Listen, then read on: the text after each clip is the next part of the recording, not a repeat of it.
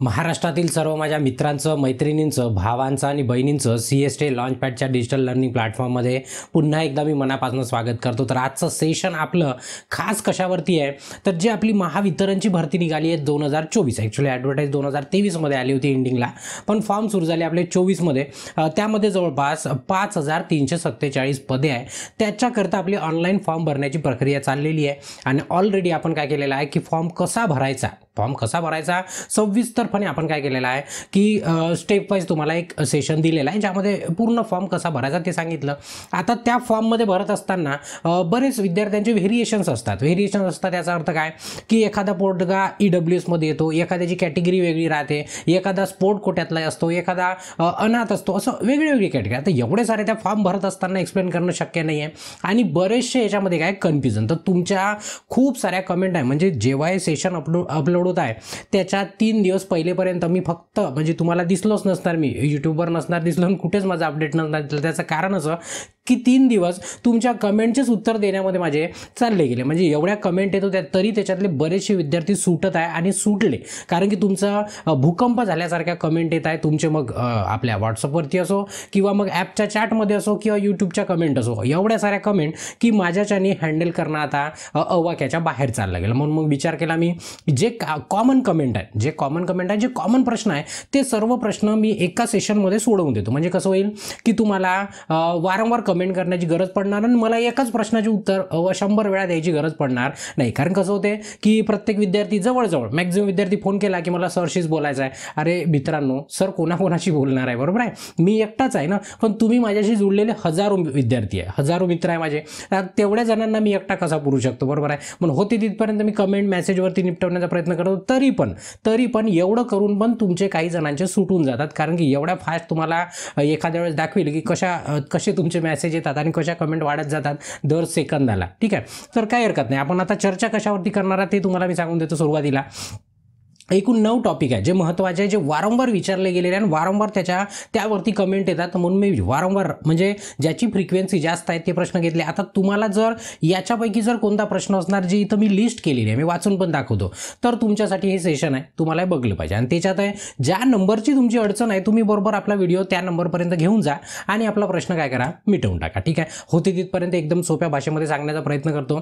तरी पण एवढं झाल्यावरही काय करायचं की स्वतःचं डोकं लावायचं, स्वतःचं डोकं पुन्हा वापरायचं फॉर्म भरण्याच्या अगोदर. म्हणजे काय, एकच फॉर्म 4दा भरण्यापेक्षा आता मी सर्वांना वारंवार सांगतो की अर्धे दिवस फॉर्म भरू नका. आजपर्यंत म्हणजे हे सेशन अपलोड होतपर्यंत तुम्हाला असंच सांगितलं आहे मी, थांबून जा, फॉर्म भरू नका. पण आता या सेशन नंतर तुम्ही भरू शकता. तरी काही प्रश्न सुटले तर तुमचे कमेंट मेसेज असू द्या, काही हरकत नाही. पण जे प्रश्न मी आज क्लिअर करणार त्याच्याविषयी पुन्हा कमेंट यायला नको, अशी तर मी तुमच्याकडनं मी अपेक्षा करतो. ठीक आहे, म्हणजे तुमचे प्रश्न इथं सुटायला हवे, मी सोडवण्याचा प्रयत्न करतो. ठीक आहे, बघा, सर्वात पहिला प्रश्न की मी काय डिस्कशन करणार आहे आपण ते सर्व सांगून देतो. होऊ शकते सेशन मोठा आहे, म्हणूनच तुम्हाला सांगितलं की ज्या नंबरचा तुमचा प्रॉब्लेम राहील त्या नंबरवरती जाऊन पोहोचा. तिथनं तुम्हाला आपलं म्हणजे तो आपला तुम्ही डाऊट काय करा, क्लिअर करून घ्या. ठीक आहे, बघा, आता पहिला प्रश्न आहे की महिला आरक्षण जे आहे त्याच्यासाठी सर्टिफिकेट लागेल का, महत्त्वाचे, आणि कोणाला लागेल, काय लागेल, याच्याबद्दल डिस्कशन करू.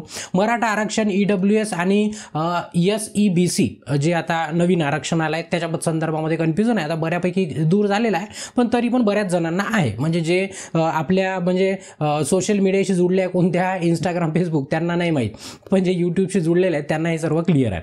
त्यानंतर बेस्ट ऑफ 5 मार्क टाकायची की नाही याच्याविषयी बोलू आपण.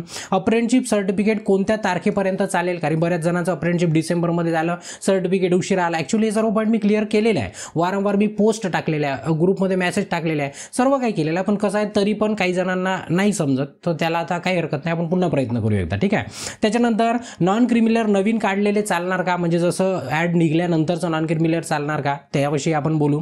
त्यानंतर फॉर्म रिजेक्ट कोणत्या कारणांमुळे होऊ शकते, आणि जर तुमच्या पुन्हा काय समांतर आरक्षण 7 नंबरवर की बऱ्याच विद्यार्थ्यांचे प्रश्न आहे की मी सर या कॅटेगरीत भरला, मग मला इकडलं आरक्षण वापरता येईल का, तेही आपण इथं काय करू, पॉईंट क्लिअर करू. त्याच्यानंतर फॉर्म चुकला तर काय करायचं, नेमकं फॉर्म चुकला तर काय करायचं, आणि जर नवीन फॉर्म भरला तर नवीन फॉर्म जुन्याच नंबरने भरायचा, काही नवीन नंबर. आता हे सर्व काय करू आपण, पॉईंट वाईज काय करू, पूर्ण पॉईंट क्लिअर करू. म्हणजे एक प्रश्न घेऊ आपण. पुन्हा एकदा आठवण करून देतो की सेशन मोठं असू शकते, तर तुम्ही काय करायचं, बरोबर तुम्हाला ज्या पॉईंटवरती अडचण आहे त्या पॉईंटवरती गेला आणि पूर्णच बघितलं तर खूपच छान होईल. ठीक आहे, आता ते तुमची इच्छा, आणि चॅनल चॅनलवरती नवीन असाल तर आठवणीने काय करा, चॅनलला सबस्क्राईब करा आणि आपल्या सर्व मित्रांपर्यंत हे सेशन पोहोचवून द्या, जेणेकरून त्यांचा फॉर्म चुकायला नको आणि याच्यानंतर त्यांना प्रश्न पडायला नको. ठीक आहे, आता एक पॉईंट घेऊ आपण. सर्वात पहिला पॉईंट आहे आपला, महिला आरक्षणाकरता सर्टिफिकेट लागेल का आणि लागेल तर नेमकं कोणाला लागेल. आता बघा, मी तथ्य आहे पुरावे घेऊनच तुम्हाला, मी नेहमी तुम्हाला माहिती आहे आपली सवय आहे की एक पुरावा ठेवायचा आणि मगच बोलायचं. आणि जिथं पुरावा नाही आहे तिथं मी क्लिअरली सांगेल की याचा माझ्याकडे पुरावा नाही आहे, पण याच्यापूर्वी असं झालं होतं, मग माझा अंदाज असा आहे, मी अशा पद्धतीने तुम्हाला सांगेल. एवढं सर्व झाल्यावर आहे आपलं डोकं लावायचं, एवढं लक्षामध्ये ठेवा. कारण की ह्या सेशनच्या पहिले मी एक कमेंट बघितली. कमेंट काय होती, सर तुम्ही फॉर्म भरायचं सांगितलं, त्याच्यामध्ये तुम्ही 10वीचे मार्क्स कसे टाकायचे सांगितलं नाही. तर मी काय केलं की मार्कशीटवरचे मार्क टाकून दिले आणि त्याच्यामुळे माझा फॉर्म चुकला.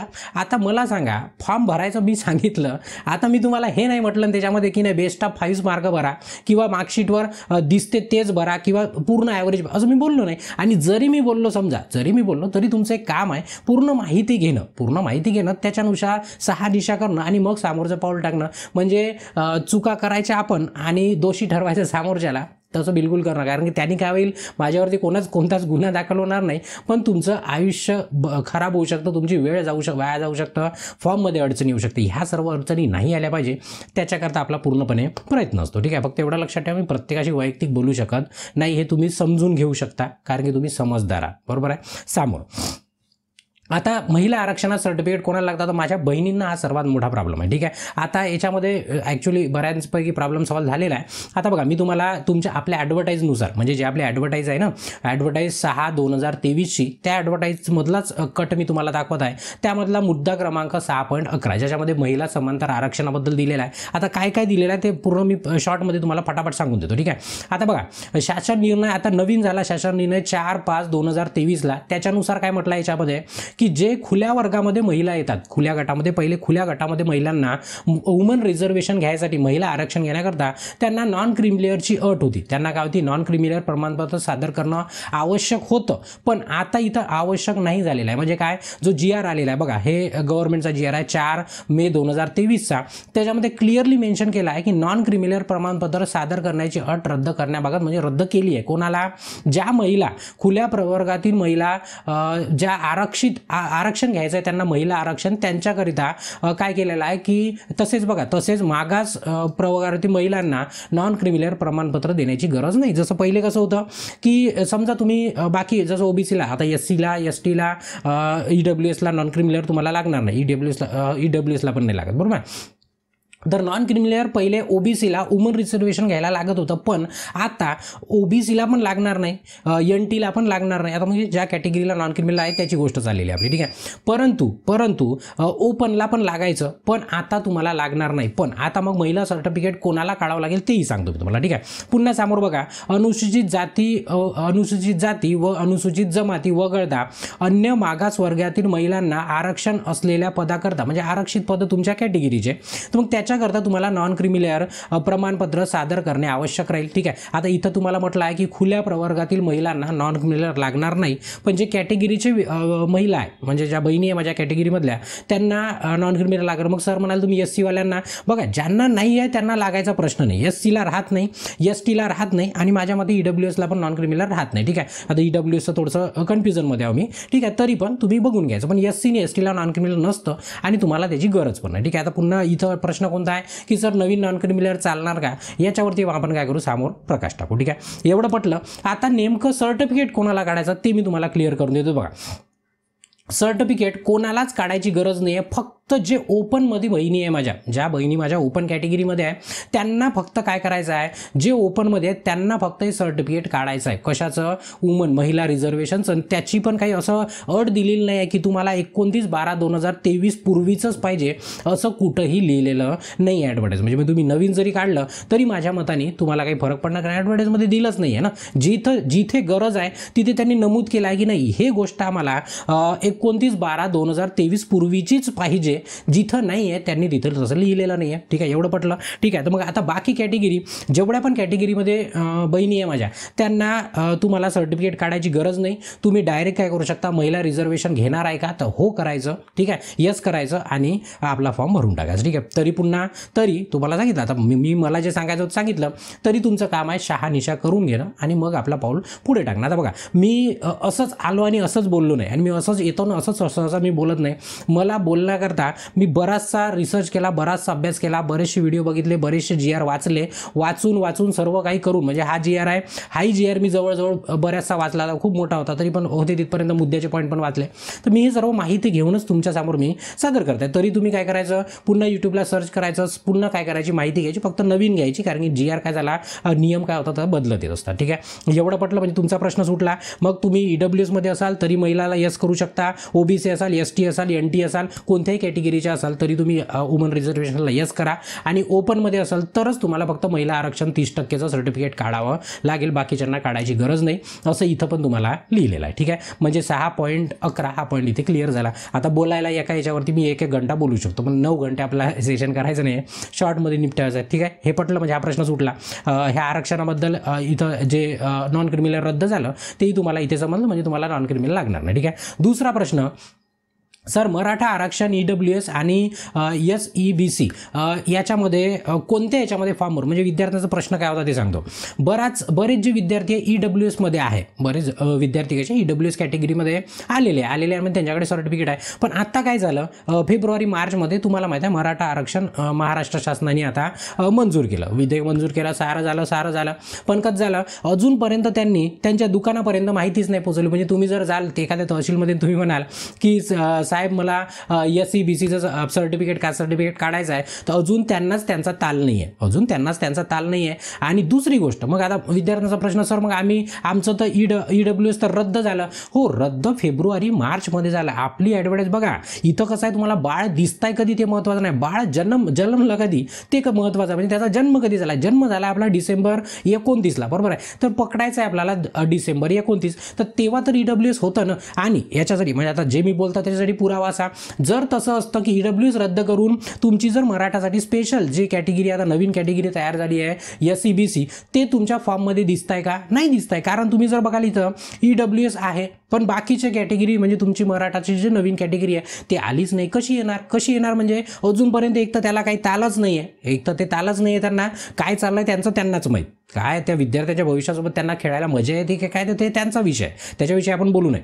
पण इथं फॉर्ममध्ये ऑप्शनच नाही आहे. आणि आपला फॉर्म तसाही कधी चालू झाला आहे, डिसेंबरमध्ये, म्हणजे आपण डिसेंबरला घेऊन पकडला 29, तर तेव्हा EWS सुरू होतं. तर मग माझ्या मते तुम्ही EWS मध्ये आहे तर तुमचं EWS सर्टिफिकेट चालणारच ना, कारण की आपण 29/12ची गोष्ट चाललेली आहे, कधी चाललं 29/12ची. आणि जर का म्हणजे पोरांच्या मनामध्ये असं, सर मग आमचा रिजेक्ट झाला तर, आता रिजेक्ट झाला तर याच्यावर माझ्याकडे तरी उत्तर नाही, तुम्ही ठरवायचं. तरी पण माझं काय म्हणणं आहे की शासन एवढं तर मूर्ख नाही राहील, किंवा शासन म्हणा किंवा विचार करणार एवढे तर मूर्ख नाही राहील की अरे तुम्ही EWS रद्द केलं, नवीन आम्हाला आरक्षण दिलं, तर नवीन आरक्षणचा डब्बाच नाही तर आम्ही कुठे भरू, बरोबर आहे. म्हणजे आपलाही प्रश्न ऑथेंटिकेट आहे, बरोबर आहे. आणि ॲडव्हर्टाईज आपली कधी निघाली आहे, डिसेंबर महिन्यामध्ये. त्याच्यामुळे म्हणजे हे सर्व माहिती घेऊन चर्चा करूनच मी तुमच्याशी या सर्व गोष्टी शेअर करता. ठीक आहे, मग एवढं पटलं.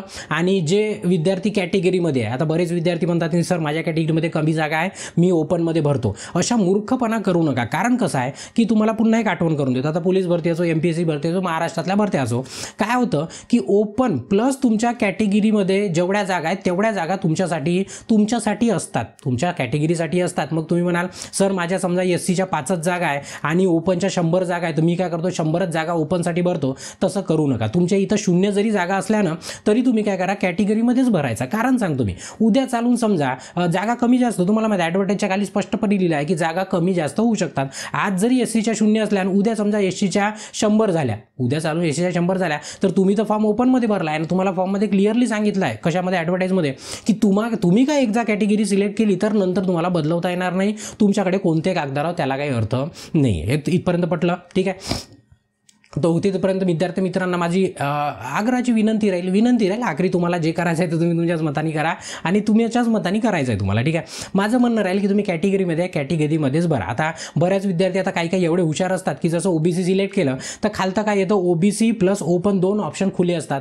तर तुम्ही ओबीसी आहे पण फॉर्म तुम्हाला ओपनमध्ये भरायचा आहे की ओबीसीमध्ये, तर मग तरी कन्फ्युजन, तरी त्याच्यासाठी पण मला सरांची बोलायचं आहे मी ईडब्ल्यू सिलेक्ट केलं आणि खालती मला 2 ऑप्शन दिसत आहे. अरे हो ना मित्रांनो, तुम्ही कोणताही ऑप्शन सिलेक्ट करा, ओपनच्या व्यतिरिक्त कोणताही सिलेक्ट करा, तुम्हाला ओपन आणि प्लस कॅटेगरीचा ऑप्शन दिसणारच आहे. तर तुम्ही दोघांपैकी कोणताही सिलेक्ट करू शकता, एक पण होती तिथपर्यंत कॅटेगरी सिलेक्ट. आता हे प्रश्न ॲक्च्युली पडायला नाही पाहिजे. आता एखादा ऑप्शन डिॲक्टिवेट झाला असणार आपोआप, त्याला मी काय करणार, नाही ॲक्टिवेट आहे तर नाही ॲक्टिवेट आहे, बरोबर आहे.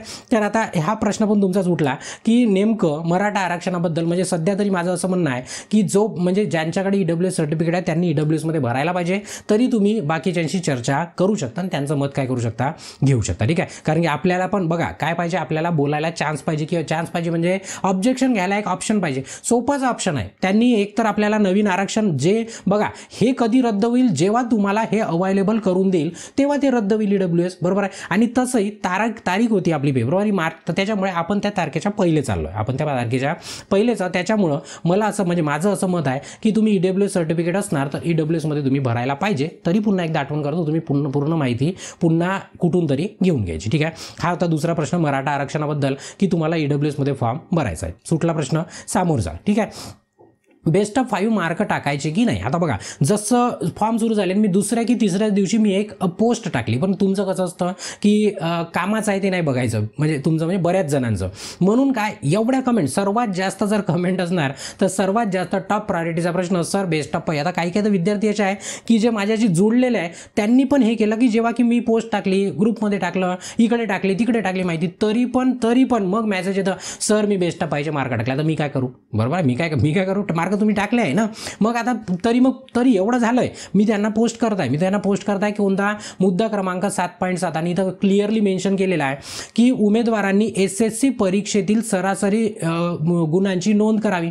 आता इथं कन्फ्युजन काय बऱ्याच विद्यार्थ्यांना की सर जर टाय झाली दोन विद्यार्थ्यांची, दोघांचे मार्क सारखं आले तरच अडचण येणार का. नाही बघा, तसा पॉईंट नाही आहे. पॉईंट कसा आहे की सरळ म्हटलाय, ब्रॅकेटमध्ये सरळ दिला आहे की ते तर झालं की तुम्ही जेव्हा दोघांची टाय होईल तुमची डेट ऑफ बर्थ बघितली जाईल, आखरी मग तुमचे SSCचे मार्क्स बघितले जाईल, तेही ॲव्हरेज मार्क पूर्ण सब्जेक्टचे, म्हणजे बेस्ट ऑफ 5 नाही, ठीक आहे. तर विद्यार्थ्यांचं बऱ्याच जणांच्या मनामध्ये कन्फ्युजन आहे की सर टाय झाली तरच हा मुद्दा लागू होईल की या सर्वांसाठी आहे. बघा हा सर्वांसाठी पॉईंट आहे, तुमची टाय होत असो किंवा टाय होत नसो, ठीक आहे. आणि पुन्हा समोर आपण डिस्कशन करू की फॉर्म तुमचा रिजेक्ट कशा पद्धतीने होऊ शकतो, ठीक आहे.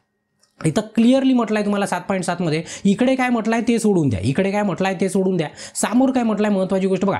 उमेदवारांनी तुम्हाला असं म्हटलं आहे का की टाय होईल, ज्यांना असं स्वप्न पडलं आहे की नाही माझे एखाद्या मुलासोबत मार्क टाय होणार आहे त्यांनीच ॲव्हरेज मार्क टाका, बाकीच्यांनी बेस्ट ऑफ 5 मार्क टाका, असं म्हटलं आहे का, कुठं नाही म्हटलं आहे. आता इथंही काय होते, मी हे सांगितल्यावर विद्यार्थ्यांचा प्रश्न काय असतो सर, आणि जर त्यांनी मग माझा फॉर्म रिजेक्ट केला तर, अरे कसा करणार. तुम्हाला मग बोलायला आहे ना की अरे इथं लिहिलं होतं 7.7 मध्ये की आम्हाला बेस्ट ऑफ 5 मार्क टाकायचे नाही, तुम्ही सांगितलं. मग आता हाच प्रश्न मी जर उलटा विचारला की तुम्हाला कुठं लिहून दिलेलं आहे की बेस्ट ऑफ 5 मार्क टाकायचे आहे का, कुठं लिहिलेलं, कुठंच लिहिलेलं नाही. फक्त पूर्ण ॲडव्हर्टाईजमध्ये एकच पॉईंट आहे तुमच्या बेस्ट ऑफ 5 वरती, काय आहे की उमेदवारांनी SSC परीक्षेतील सरासरी गुणांची नोंद करावी स्पष्टपणे, आणि हे सर्वांसाठी आहे. तरी प्रश्न पडतात की सर रिजेक्ट झाला, अरे रिजेक्ट झाला तुम्हाला बोलायला जागा आहे ना, ते काय मूर्ख आहे काय ते लिहून दिले तर. मग आता रिजेक्ट झाला मी असंही म्हणू शकतो की नाही तुम्ही बेस्ट ऑफ 5 टाकले तर रिजेक्ट व्हाल, कारण कुठं लिहिलं आहे की बेस्ट ऑफ 5 मार्क टाकायचे, बरोबर आहे. एवढी तर तुम्ही अक्कल लावू शकता, एवढं तुम्ही डोकं लावू शकता, बरोबर आहे.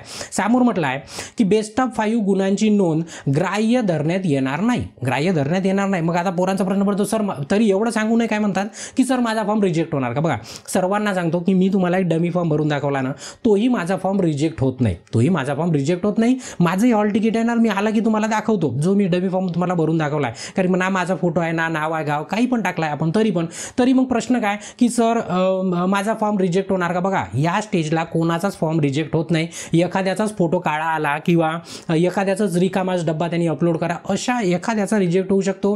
डुप्लिकेट दिसला एकदम सेम टू सेम तर एक रिजेक्ट होऊ शकतो पहिला, अशा कंडिशनमध्ये. तुम्ही तुमचा पिनकोड चुको, तुमचा ॲड्रेस चुको, तुमचे पर्सेंटेज चुको, काही चुको, बेस्ट ऑफ 5 टाका, नका टाकू, कोणाचाच फॉर्म रिजेक्ट होत नाही. कधीपर्यंत तुमचं हॉल तिकीट पण येणार, तुमची परीक्षा पण होणार, मेरिट लिस्ट पण लागणार, मेरिटमध्ये तुम्ही टॉप 10मध्ये पण असणार अख्ख्या महाराष्ट्रामध्ये. आणि मग येणार वेळ डॉक्युमेंट व्हेरिफिकेशनची. आणि डॉक्युमेंट व्हेरिफिकेशन काय म्हणतो माहीत आहे की तुम्ही जे फॉर्ममध्ये नमूद केलं आहे ते मला आणून द्या, मला बाकीचं माहीत नाही. आणि नसणार तर तुम्ही काय झाले, बाद झाले, असं लिहिलेलं ॲडव्हर्टाईजमध्ये ते तुम्हाला मी समोर दाखवतो. एवढं पटलं म्हणजे तुमचा प्रश्न सुटला की तुम्हाला गुण काय करायचे आहे, SSCचे सरासरी गुण म्हणजे तुमचे जेवढे काही सब्जेक्ट असाल 5, 7, 8, 10 जेवढे काही सब्जेक्ट असाल तेवढे सब्जेक्टचे टोटल गुण काढायचे. ठीक आहे, टोटल खाली करायची आणि मिळालेले गुण ऑप्टेंड गुण वरती टाकायचे. ठीक आहे, म्हणजे जे ऑप्टेंड केलेले गुण आहे ते वरती टाकायचे आणि गुणिला 100 ते पर्सेंटेज सर्वांना काढता येते किंवा सरासरी डिवायडेड बाय 6 असणार तर डिवायडेड बाय तुम्ही काय करू शकता 6 पण करू शकता. कसं केलं ते पळसाला पाना 3च येणार. ठीक आहे, एवढं पटलं म्हणजे हा प्रश्न सुटला. बेस्ट ऑफ 5 मार्क टाकायचे नाही आहे. आता हे मी नाही सांगत आहे, हे ॲडव्हर्टाईजमध्ये मुद्दा क्रमांक 7.7 मध्ये क्लिअर केलेला आहे. एवढं पटलं तुम्हाला. समोरचं पॉईंट घेऊ पुन्हा. ठीक आहे, समोरचा अप्रेंटिसशिप सर्टिफिकेट कोणत्या तारखेपर्यंत चालेल. आता बघा हा सर्वात संभ्रमवाला प्रश्न आहे. कसा आहे संभ्रम, बऱ्याच विद्यार्थ्यांचं अप्रेंटिसशिप काय झालं की त्यांचं अप्रेंटिसशिप झालं डिसेंबर महिन्यामध्येच पहिलेच संपलं म्हणजे 29 डिसेंबरच्या पहिले, पण त्यांचं सर्टिफिकेट आलेलं नाही आहे. तर इथे बघा पहिले सर्वांनी समजून घ्या अप्रेंटिसशिपबद्दल जे काही पॉईंट आहे ते मी क्लिअर करून देतो फटाफट. इथं म्हटलं आहे की महावितरण, निर्मिती, महापारेषण यांना 10% समांतर आरक्षण दिलं जाईल. पहिला प्रश्न निपटला. ठीक आहे, त्याच्यानंतर तुम्हाला काय करायचं आहे, फक्त महावितरण, महानिर्मिती आणि महापरेषण असणार तरच अप्रेंटिसशिपला यस करायचं आहे. अन्यथा बघा उमेदवारांनी इतरत्र शिकाऊ उमेदवारी प्रशिक्षण पूर्ण केले आहे अशा उमेदवारांना राखीव पदांकरता विचार करण्यात येणार नाही. म्हणजे बऱ्याच जणांची कमेंट आहे, आता लिहिलं आहे पूर्ण सांगितलं आहे. तरी पण बाहेर अप्रेंटिसशिप केलेल्यांनी जसं रेल्वेत झाला आहे, कोणीमध्ये माझा WCL झाला आहे, ते इथे चालणार नाही आहे. तुम्ही अनुभव म्हणून वापरू शकता, पण माझं म्हणणं आहे की काही फरक पडत नाही, सोडून द्या. ठीक आहे, म्हणजे गडबड करू नका. फक्त जनरेशन, ट्रान्समिशन, डिस्ट्रीब्युशन 3च तुमचे अप्रेंटिसशिप इथे अलाउ करणार, तेव्हाच तुम्ही काय करू शकता अप्रेंटिसशिपचं रिझर्वेशन घेऊ शकता. ठीक आहे, आता मुद्दा सर्वात महत्त्वाचा मुद्दा. ठीक आहे, काय मुद्दा की शिकाऊ उमेदवारी प्रशिक्षण हे जाहिरातीपूर्वी म्हणजेच किती 29/12/2023 पूर्वी झालेले असावे. ठीक आहे, प्रशिक्षण बऱ्याच विद्यार्थ्यांचं झालं आहे 29 डिसेंबर 2023 पूर्वी बऱ्याच जणांचं, मॅक्झिमम जणांचं झालेलं आहे. म्हटलं ठीक आहे, झालेले असावे. ठीक आहे, माझं झालं आहे, पण माझं सर्टिफिकेट काय झालं, त्या लोकांनी परीक्षा घेऊन म्हणजे माझा रिझल्ट लावला फेब्रुवारी महिन्यामध्ये. ठीक आहे, मग असे विद्यार्थ्यांचे प्रश्न आहे, समोर ऐकून घ्या. काय म्हटलं आहे, त्याच्याकडे त्याच्याकडे BTRIचे उत्तीर्ण प्रमाणपत्र. ठीक आहे, आता BTRI थ्रू असणार तर तुम्हाला तिचं प्रमाणपत्र मिळणार किंवा राष्ट्रीय शिष्यता प्रमाणपत्र म्हणजेच ते तुमचं अप्रेंटिसशिप सर्टिफिकेट आहे. ठीक आहे, अप्रेंटिसशिप जे सर्टिफिकेट आहे ते सर्टिफिकेट जाहिरातीच्या दिनांकापूर्वी पूर्ण असणे आवश्यक आहे. आता इथं असं बघा, इथं पूर्ण जाहिराती दिनांकापूर्वी पूर्ण असणे आवश्यक आहे. आता बघा इथं असं म्हणजे असं ॲक्च्युली त्यांनी चुकीच्या पद्धतीने ते सेंटेन्स लिहिला आहे की जाहिराती पूर्वी पूर्ण असणे आवश्यक आहे. याचा अर्थ असा होतो की सर्टिफिकेट मला जाहिरातीच्या पूर्वीचं असलं पाहिजे, कारण की समोर इथं सर्टिफिकेटबद्दल बोलल्या गेलं आहे ना, असलं पाहिजे की तुमचं ट्रेनिंग संपलं पाहिजे असं इथं म्हणजे असं स्पष्ट नाही लिहिलं आहे. पण अर्थ काय निघतो मी तुम्हाला समजावून सांगतो. बघा अर्थ काय निघतो, तुमच्या ट्रेनिंगबद्दल एवढ्या भागामध्ये म्हणजे बघा इथं 2 पॉईंट आहे, हा एवढा पॉईंट वेगळा म्हणजे एवढा पॉईंट वेगळा हा पहिला पॉईंट आहे, त्याच्यात म्हटला की तुमचं ट्रेनिंग पूर्ण झालेलं असलं पाहिजे. दुसरा पॉईंट तुमचा इथून इथपर्यंत म्हणजे पहिला पॉईंट आहे तुमच्या प्रशिक्षणाबद्दल, ट्रेनिंगबद्दल, आणि दुसरा पॉईंट आहे तुमच्या गुणपत्रक किंवा तुमच्या सर्टिफिकेटबद्दल. पॉईंट नंबर 2 म्हणजे एका याच्यामध्ये 2 सेंटेन्स दिले आहे. पहिल्या सेंटेन्समध्ये पण तुम्हाला सांगितलं 29/12 पूर्वी ट्रेनिंग झाली पाहिजे, याच्यात काही कोणाला कन्फ्युजन नाही. पण दुसऱ्या पॉईंटमध्ये म्हटलं आहे की तुमचं सर्टिफिकेट पण 29/12/2000 पूर्वीचं म्हणजे जाहिरातीची दिनांक कोणती 29/12/2023 याच्या पूर्वीचं असलं पाहिजे. मग आता तुम्हाला इथं माझं तरी मत आहे की इथं क्लिअरली असं लिहिलं आहे की तुमचं सर्टिफिकेटवर जे राहील सर्टिफिकेट पण 29/12/2023 पूर्वीचं असलं पाहिजे. इथून असं दिसत आहे, पण मला म्हणजे ॲक्च्युअली माझ्या मनातली गोष्ट सांगतो मी की असं नसायला पाहिजे. का बरं, ट्रेनिंग झाला आहे पण कसं आहे, ट्रेनिंग झाल्यानंतर तुम्ही पास कधी झाले तेच रिझल्ट कधी लागतो त्या दिवशी पूर्ण गृहीत पकडलं जातं, बरोबर आहे, त्या दिवशी गृहीत. म्हणून इथं असं लिहिलं आहे की तुमचं सर्टिफिकेट ज्या दिवशी येणार तो दिवस म्हणजे तुमचं अप्रेंटिसशिप संपलं असं. कारण की बघा तुम्ही 10वीचा पेपर मार्च महिन्यात दिला तर तुम्ही म्हणाल की मी पासिंग डेट मार्च आहे असं बनवू शकणार नाही, मार्चही नाही एप्रिल नाही, कारण तुमचा रिझल्ट लागतो जून महिन्यामध्ये म्हणजे तुमची पासिंग डेट काय झाली तुमची जूनची झाली, एवढं पटलं. तशाच सारखा हा मॅटर आहे. तर म्हणून ज्यांचं 29/12च्या नंतरचं सर्टिफिकेट आहे, मला तरी असं वाटते रिक्स न घेता विद्यार्थ्यांनी हे सोडून द्यायला पाहिजे. आखरी तुमची इच्छा,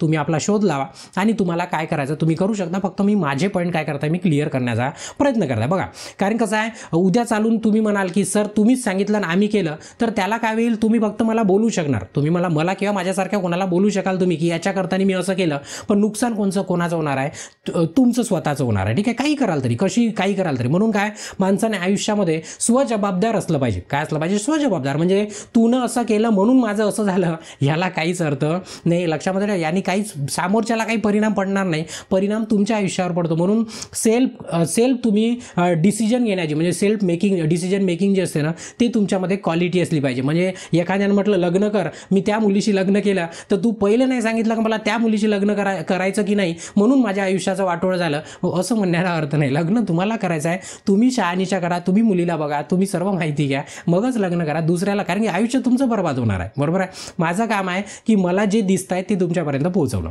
पटलं इथपर्यंत? म्हणजे अप्रेंटिसशिपचा पण पॉईंट तुमचा इथे क्लिअर झाला. ठीक आहे. समोरचा पॉईंट, नॉन क्रिमिलेअर नवीन काढलेले चालेल का? बघा, आता ॲडव्हर्टाईजमध्ये मी तुम्हाला सुरुवातीला सांगितलं की जिथे तुम्हाला 29/12 पूर्वीचं मागितलं आहे तिथं क्लिअरली मेन्शन केलेलं आहे की मला हे 29/12/2023च्या पूर्वीचंच पाहिजे. जसं की तुम्हाला जर म्हटलं शैक्षणिक अर्हता जे आहे, म्हणजे जे तुमचं शिक्षण आहे, शिक्षण म्हणा, ते शिक्षण तुमचं 29/12 पूर्वी बरोबर तेवढं क्लिअर झालं पाहिजे. हा एक पॉईंटमध्ये तुम्हाला तारीख दिली आहे. वयोमर्यादा जे आहे त्याच्यामध्ये पण तुम्हाला तारीख दिलेली आहे की 29/12/2023 पर्यंत तुमची वयोमर्यादा बसली पाहिजे. इथं पण तुम्हाला काय केलं आहे, तारीख दिली आहे. जसं की अप्रेंटिसशिपचं आहे, अप्रेंटिसशिपमध्ये पण तुम्हाला तारीख दिलेली आहे की तुमची शिकाऊ उमेदवारी या तारखेपर्यंत संपलं पाहिजे. पण असं कुठेच लिहिलं नाही आहे की तुमची कास्ट सर्टिफिकेट त्या ॲडव्हर्टाईजच्या पहिलेची चालणार, नॉन क्रिमिनल पण ॲडव्हर्टाईजच्या पहिलेच पाहिजे, असं कुठेही लिहिलं नाही आहे. तुम्ही अख्खी ॲडव्हर्टाईज वाचा, माझी वाचून झालेली आहे. ठीक, तुम्ही वाचू शकता. कारण इथं कसं आहे, आपल्या देशामध्ये कागदावर काय लिहिलं आहे ते महत्त्वाचं आहे, काय होत आहे काय दिसतं त्याला अर्थ नाही. तर कोर्टामध्ये पण सबूत पे चलती आहे. बरोबर आहे, सबूत पाहिजे आपल्याला. बरोबर आहे की नाही? ठीक आहे. तर मग माझ्या मते काय की आता बऱ्याच विद्यार्थ्यांमध्ये संभ्रम आहे. आणि एक दुसरी गोष्ट सांगतो, एक कॉमन नॉर्मलची गोष्ट. बघा, आपल्याला स्वप्न पडलं नाही की ॲडव्हर्टाईज 29 डिसेंबरला येणार आहे, तर मग मी का म्हणून नॉन क्रिमिलेअर काढून ठेवील? मला काही शिक्षणच नाही घ्यायचं आहे. माझं शिक्षण झालं आहे, 5-10 वर्ष झाले, 7-8 वर्ष झाले समजा, माझं शिक्षण झालं आहे, मला शिक्षण आता करायचं नाही आहे आणि मला नॉन क्रिमिनल का बरं उगीच मी नॉन क्रिमिलेअर काढून ठेवू? असं करतो का आपण? असं करत नाही, हे सर्वांनाच माहीत आहे, असं आपण होतही नाही. म्हणून मला तरी असं वाटते की इथं तुम्ही जर नॉन क्रिमिलेअर जानेवारी महिन्यात काढलं, फेब्रुवारी महिन्यात काढलं तरी पण इथे चालू शकतं, असं माझं मत आहे. कारण की कुठेही तुम्हाला असं नाही म्हटलं आहे की ॲडव्हर्टाईजमध्ये तरी की तुम्हाला 29/12 नंतरचं नॉन क्रिमिलेअर चालणार नाही, असं कुठंच नमूद केलेलं नाही. म्हणून हे माझं मत आहे. बरं, हे माझं मत आहे. बरोबर आहे. तुम्हाला काय करायचं तुम्ही करू शकता, फक्त मला सांगणं माझं काम आहे की असं होऊ शकते बा, असं होऊ शकते म्हणजे असंच आहे. मी आता बऱ्याचशा ठिकाणी बघितलं, कारण जिथं लिहिलेलं असतं ना, जसा पोलीस भरती आहे किंवा MPSCची भरती आहे, त्याच्यामध्ये लिहिलेलं असतं की तुम्हाला या तारखेपर्यंतच पाहिजे. हां, आता याच्यामध्ये सर्वांचं एवढं तुम्हाला माहीत आहे की 31 मार्चपर्यंत सर्वांचं व्हॅलिड असतं. सर्वांचं कधी आजही तुम्ही काढलं तरी 31 मार्चच तुमची व्हॅलिडिटी असते. मग वर्ष कोणतंही असो, त्या रनिंग वर्षामध्ये 31 मार्चपर्यंत त्याची व्हॅलिडिटी असते. याच्यात काही शंका नाही, ते होऊ दे एक्सपायर, त्याची काही घेणं देणं नाही आहे. पण मला असं वाटते की जर तुम्ही नॉन क्रिमिनल गटात मोडत असाल तर तुम्ही नॉन क्रिमिनलमध्ये भरायला पाहिजे, असं माझं मत आहे. पटलं? मग हा झाला पॉईंट क्रमांक 5. इथेही पटलं तुम्हाला? ठीक आहे. त्याच्यानंतर फॉर्म रिजेक्ट कोणत्या कारणाने होऊ शकतो? आता स्पष्टपणे सांगतो, फॉर्म रिजेक्ट कधी होऊ शकतो. आता मी ॲक्च्युली तुम्हाला सुरुवातीला सांगितलं की कोणाचाच फॉर्म रिजेक्ट होणार नाही. कधीपर्यंत? जोपर्यंत तुमचं डॉक्युमेंट तुमचं व्हेरिफिकेशन येत नाही तोपर्यंत कोणाचंच काही नाही, सर्व सुरळीत चालतं. मग त्या डॉक्युमेंट व्हेरिफिकेशनच्या लाईनमध्ये लागलं की मग तुम्हाला त्या लाईनच्या बाहेर काढलं जातं. मग खूप वाईट वाटतं की मग असं वाटतं की नाही, या व्यक्तीचं आपण ऐकलं असतं तर बरं झालं असतं, थोडासा विचार केला असता तर बरं झालं. बघा, जे विद्यार्थी अभ्यास नाही करत त्यांना याचं काही टेन्शन नाही, याचं काही घेणं देणं नाही आहे. काही भरा, काही करा, 150 रुपये दान करून टाकायचे आपण गव्हर्नमेंटला आणि पेपर द्यायचा नाही द्यायचा त्यांना काही फरक पडत नाही. पण कसं आहे, तुम्ही प्रामाणिकपणे अभ्यास करणारे विद्यार्थी आहे तर तुम्हाला या छोट्या छोट्या गोष्टींनी खूप सारे परिणाम पडतात आणि याचा परिणामाचा दुष्परिणाम बरेचसे विद्यार्थी आहे माझ्याकडे की आजही ते अडलेले आहे 5-5 वर्षापासून. का बरं? थोड्याशा चुकीमुळं. तर ते चुकी नाही झाली पाहिजे, प्रत्येकाचाच प्रयत्न आहे. म्हणून तुम्ही मला मेसेज करता, तुम्ही मला फोन करता, ते मला कळते. पण तुम्हाला हेही कळलं पाहिजे की मी एकटा नाही पडू शकत. मी सुरुवातीला सांगितलं. ठीक आहे. आता फॉर्म कशामुळे रिजेक्ट होऊ शकतो? सरळ मी तुम्हाला क्लिअरली केला. की जे तुमच्याकडे आहे ते तुम्ही टाकायचं आणि फॉर्ममध्ये तुम्ही काय टाकलं तेच शेवट मानलं जाईल. तुम्ही काय आहे त्याच्याशी घेणं देणं. मी जर माझं नाव रोशन लिहिलं तर त्यांना डॉक्युमेंट व्हेरिफिकेशनमध्ये मला रोशनच दाखवावं लागेल. तुम्ही म्हणाल की माझं नाव रामा आहे, गोमा आहे, सर चुकीनं रोशन टाकलं, हे कोणीही ऐकणार नाही. असं स्पष्ट तुमच्या ॲडव्हर्टाईजमध्ये काय लिहिलं बघा. जो तुमचा 8.5 नंबर आहे, 8.5 तुमच्या ॲडव्हर्टाईजमधलं तुम्ही पुन्हा वाचून गेले सेशन बघितल्यानंतर काय म्हटलं आहे की अर्जामध्ये नमूद केलेले म्हणजे अर्जामध्ये तुम्ही अप्लिकेशनमध्ये काय भरलं, विवरणाचे बाबतीत ग्राह्य धरण्यात येतील. म्हणजे काय, सरळ तुम्ही काय टाकलं ते ग्राह्य धरण्यात येईल, बाकी काही घेणं नाही. मग तुम्ही म्हणाल सर माझ्या गावाचा पिनकोड चुकला, तर त्यांनी काही फरक पडणार नाही आहे, कारण की काही असं पिनकोडनी काही तुमचं अडणार नाही आहे, पिनकोडनी काही अडणार नाही. तरी तुम्हाला भीती वाटत असणार तर तुम्ही आपला फॉर्म भरू शकता. माझा ॲड्रेस चुकला, अरे काही होत नाही, ॲड्रेस तुम्हाला घरी काही पत्र येणार नाही, पत्राचा व्यवहार बंद झाला, ठीक आहे. हां, फक्त स्पेलिंग नाही चुकली पाहिजे, अशा काही गोष्टी आहे जे कागदोपत्री आहे त्या तुमच्या चुकल्या नाही पाहिजे. तरी तुम्हाला भीती वाटत असेल थोडंसं चुकलं तर तुम्ही नवीन भरू शकता. कसा भरायचा काय भरायचा आपण त्याच्यावरती चर्चा करू, ठीक आहे.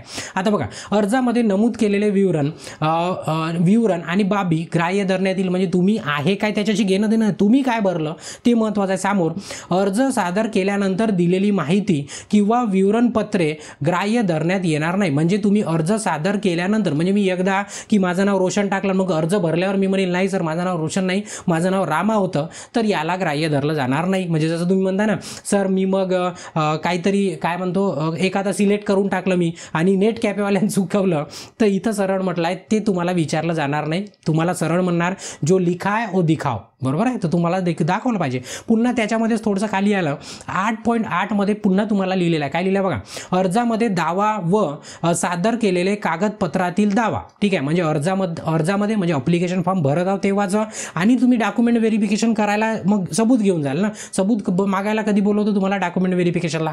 आत्ता कोणी नाही विचारत. म्हणजे मी आता फॉर्म भरला, तुम्हाला माझ्या डमी भरला, मी उद्या चालून जर पेपर दिला, सिलेक्शन झालं आणि गेलो तर म्हणाल अरे तुझा फोटो मॅच नाही होत आहे, अरे तुझी सही मॅच नाही होत आहे, अरे तू काहीतरी तुझं भलतंच नाव टाकलं बाबाचं, इथं भलतंच नाव दिसत आहे, तर मला तिथे रिजेक्ट करून देईल ना. कारण की जे मी भरलं आणि मी जे दाखवत आहोत ते दोन्ही मॅचच नाही करत आहे, बरोबर आहे. समोर अर्जामध्ये केलेला दावा, सादर केलेल्या कागदपत्रातील दावा यामध्ये फरक आढळून आल्यास, म्हणजे बघा तुम्ही अप्लिकेशनमध्ये टाकलं आणि जे तुमचे कागदपत्र तुम्ही दाखवता याच्यामध्ये जर का फरक आढळून आला तर अर्जामधील माहिती खोटी समजण्यात येईल. म्हणजे तुम्ही अर्ज चुकीचा भरला म्हणजे खोटा भरला, आणि जर का तुम्ही खोटा भरला तर माहिती संदर्भित कागदपत्री पुरावे सादर करू न शकल्यास उमेदवारी रद्द करण्यात येईल. म्हणजे तुम्हाला तिथं बाद करण्यात येईल. किंवा तुमच्याजवळ एखादा डॉक्युमेंट आहे आणि सध्या तरी अवेलेबल नाही आहे, तुम्हाला काढायला वेळ देतील, तुम्ही काढून दाखवणार की नाही मी खरंच नॉन क्रिमिनलमध्ये मोडतो, काही कारणास्तव माझं नॉन क्रिमिनल हरवलं आहे, ठीक आहे. तर तुम्हाला ते सर्व मान्य पडेल. पण तुम्ही म्हणाल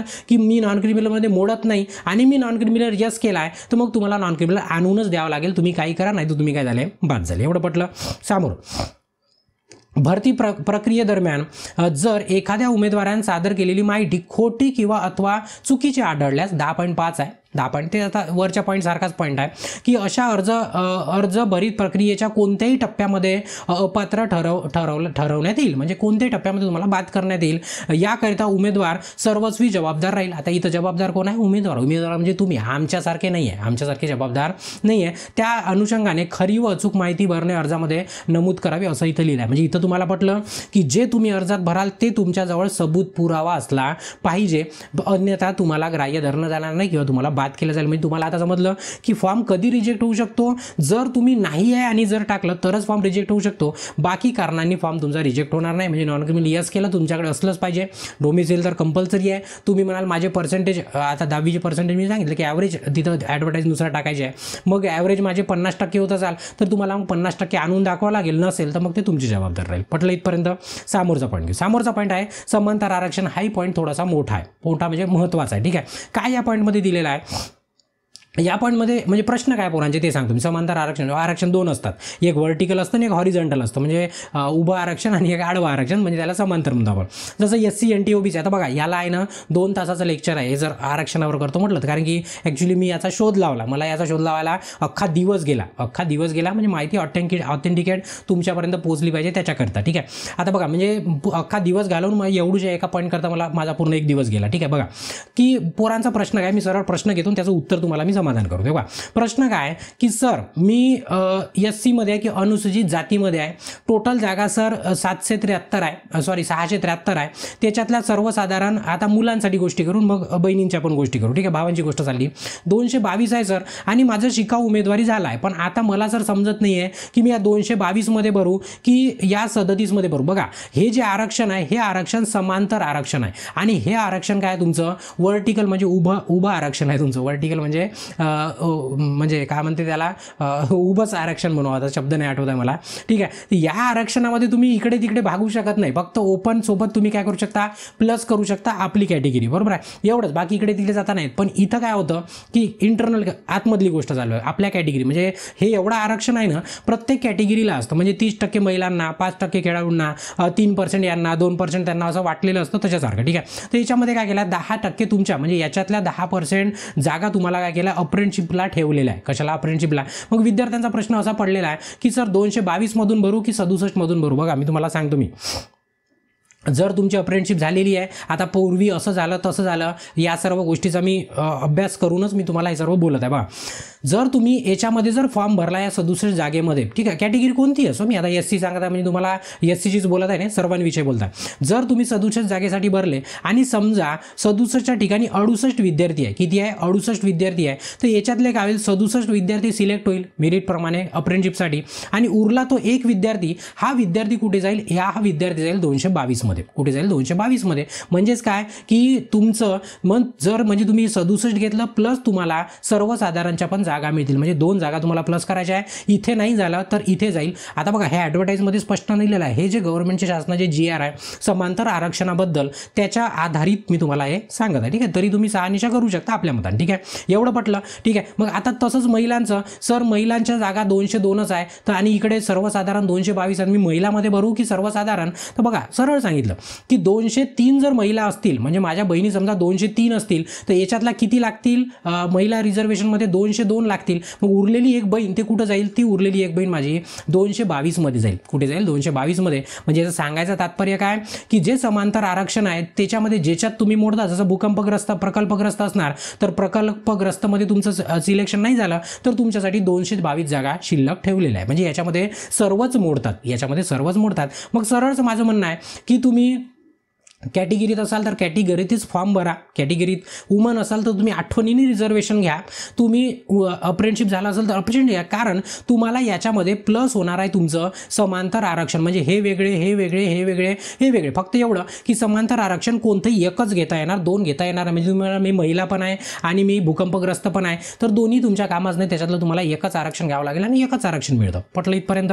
म्हणजे इथं तुमचा पॉईंट क्लिअर झाला की सर अप्रेंटिसशिपमध्ये भरू की नाही. सर 100% अप्रेंटिसशिपमध्ये भरा, कारण तुमचा फॉर्म पुन्हा 222 मध्ये पण मोजला जाईल. पटलं.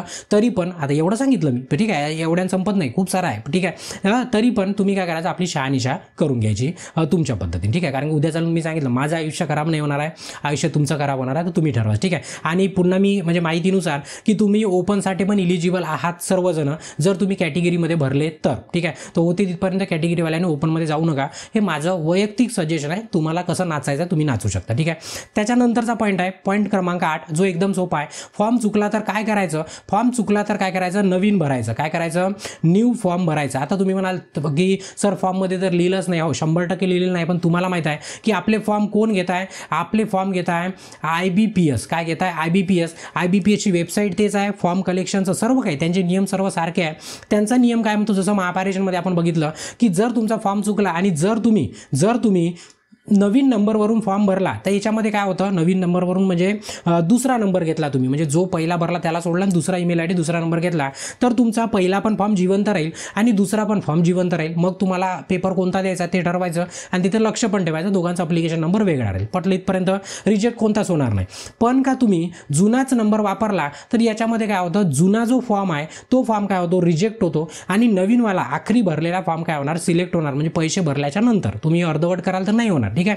तर तुम्ही डबल जर भरला त्याच नंबरने तर तुमचा जुना फॉर्म रिजेक्ट होतो. मग तुम्ही म्हणाल सर आम्ही करू काय, तर मी तुम्हाला तेच म्हणेल की तुम्हाला काय करायचं आहे, तुम्हाला 2 हॉल तिकीट येऊ द्यायचे आहे की 1 हॉल तिकीट येऊ द्यायचं आहे ते तुम्ही ठरवायचं. मग तुम्ही म्हणाल सर हे तर कुठं लिहिलेलं नाही आहे, कुठं लिहिलेलं नाही आहे, हा IBPSचा नियम आहे, IBPSचा नियम आहे, IBPSची पद्धत आहे, तिथं असंच होत असतं. आपलेच म्हणून नाही, जेवढ्या पण त्यांनी परीक्षा घेतात तेवढ्या सर्वांमध्ये, कारण की हे सर्व आपण महापरीक्षेमध्ये ऑलरेडी बघितलेलं आहे आणि याचा अनुभव आपण महापरीक्षेमध्ये घेतलेला आहे. मग आता तुम्हाला चुकला तरी सर मी भरणार नाही दुसरा, ते आता तुमची जबाबदारी आहे ना, तुमचा विषय, तुम्हाला कसं करायचं का. पुन्हा आठवण करून देतो, खराब कोण होणार आहे, तुम्ही होणार आहे, मी होणार नाही. एवढं पटलं तुम्हाला, ठीक आहे.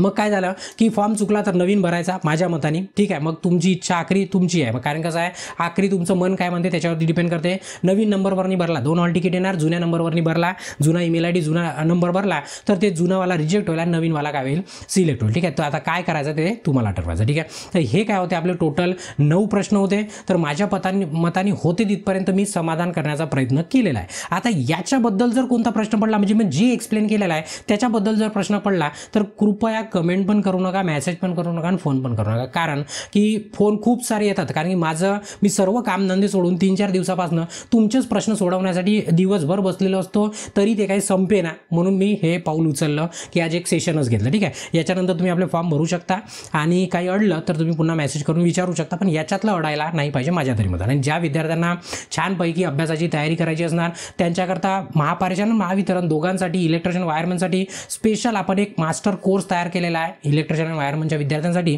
ज्यामध्ये खूप सारे कंटेंट अवेलेबल करून दिलेलं आहे आणि चांगल्या पद्धतीने तुमचा अभ्यास होईल. एकदम कमी वेळामध्ये जास्त अभ्यास कसा होईल ते सर्व आपण या कोर्समध्ये मॅनेज केलेला, अरेंज केलेला. जर तुम्ही इंटरेस्टेड असाल तर तुम्ही काय करू शकता, या नंबरशी संपर्क साधू शकता आणि अधिक माहिती घेऊ शकता, मेसेज पण करू शकता, ॲप पण डाउनलोड करू शकता. आता ते सांगितलं की इच्छा काय पाहिजे, तुमची पाहिजे, माझी नाही, ठीक आहे. इथे या सेशनला काय करतो मी थांबवतो आणि ब्रेक घेतो, बाकी त्याच्यानंतर सेशनला काय करू आपण कंटिन्यू करतो. ब्रेक घेतो. धन्यवाद.